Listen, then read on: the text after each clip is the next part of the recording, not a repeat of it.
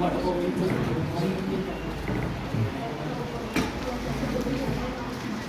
ह्या कार्यक्रमासाठी मला या ठिकाणी निमंत्रित केल्याप्रमाणे आणि माझं कर्तव्य सुद्धा आहे की किशोर लहान भाऊ म्हणून शुभेच्छा देण्यासाठी मी उभा आहे. तर त्यापूर्वी एक 2 ते 3 मिनिटं मी एक प्रवास या सेवानिवृत्तीचा कसा आहे त्याबाबत आपल्याशी इथं करणार आहे. महाराष्ट्र शासनामध्ये आरोग्य विभागात विस्तार अधिकारी या पदानंतर पदोन्नतीचं कोणतंही दालन ओपन नव्हतं आणि अशाच काळात 2007-08 मध्ये मला वाटतं 2006च्या नंतर जिल्हा परिषद बुलढाणा किशोर यवतमाळला त्यांनी ट्रान्सफर झाले. त्यानंतर आम्ही खूप मोठी मुवमेंट आणि त्या मुवमेंटचं पूर्ण नेतृत्व हे माझ्याकडे होतं आणि त्यामध्ये ते यश मिळवताना आम्हाला 2011 उजाडलं. एक 5-6 वर्षाचा जो संघर्षाचा काळ असा होता की महाराष्ट्रातल्या विस्तार अधिकारी संवर्गातल्या सर्व लोकांना एकत्रित करून जे काही आम्ही वाटचाल केली त्यामध्ये मला या ठिकाणी उल्लेख करावा वाटतो की किशोरनी मला भरपूर त्या ठिकाणी साथ दिली आणि प्रत्येक जिल्ह्यातल्या लोकांना जोडण्यासाठी त्याचं एक वेगळं अमूल्य असं योगदान त्या प्रसंगाला होतं. आणि आरोग्य विभागात क्लास 1 क्लास 2 होण्यासाठी आम्ही प्रतीक्षेत होतो आणि तो संघर्ष करत असताना किशोर हिरिरीने त्यांनी भाग घेतला, माझ्यासोबत होता.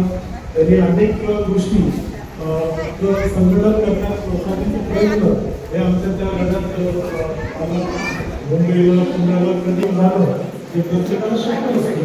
पण त्या काळात या सगळ्या लोकांनी एकत्रित येऊन तो मला यशस्वी करण्यासाठी प्रयत्न केले आणि आज ही वेळ आली. मला अनुभवाने या ठिकाणी नमूद असं वाटतं की क्लास 1 क्लास 2 होण्यासाठीचे जे प्रयत्न आहेत आणि त्यामध्ये किशोर इतक्या लवकर रिटायर होईल असं वाटलं नव्हतं.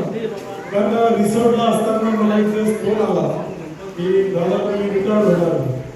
तर मला शॉकिंग झालं की किशोर इतक्या लवकर रिटायर होतो असं मनात कधी आलं नाही. आणखी काही काळ त्याला मिळाला असता तर निश्चितच त्याच्या स्वभावाप्रमाणे आणि त्याची पकड किंवा त्याची जी वैयक्तिक तो पहिल्यापासूनच कुशाग्र बुद्धिमत्तेचा आणि हुशार व्यक्ती म्हणून त्याची आमच्या विभागात ओळख होती.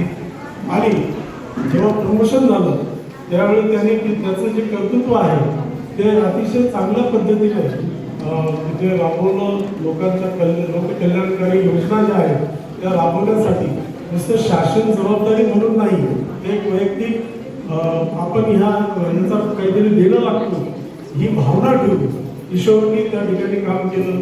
या गोष्टीचा सुद्धा मला अभिमान आहे. आणि शेवटच्या टप्प्यात व्हिडिओ पदावर काम करत असताना अनेक अडचणी येतात. त्या अडचणींना सामोरं त्यालाही जावं लागलं तर तो मध्ये मधून माझं मार्गदर्शन आणि प्रत्येक जण आपापल्या क्षेत्रात हे सगळं काम करत असताना अडचणीवर मात करत असताना कुठेतरी मार्गदर्शनाची गरज असते. जसं प्रशासकीय काळात जिल्हा परिषदेच्या इतिहासात समाजभूषण दिलीप भाऊ जाधव जेव्हा अर्थपात्म सभापती झाले तर जिल्ह्याच्याच नव्हे आमच्या समाजाच्याही दृष्टीने अतिशय भूषणावह गोष्ट ती होती. आणि त्या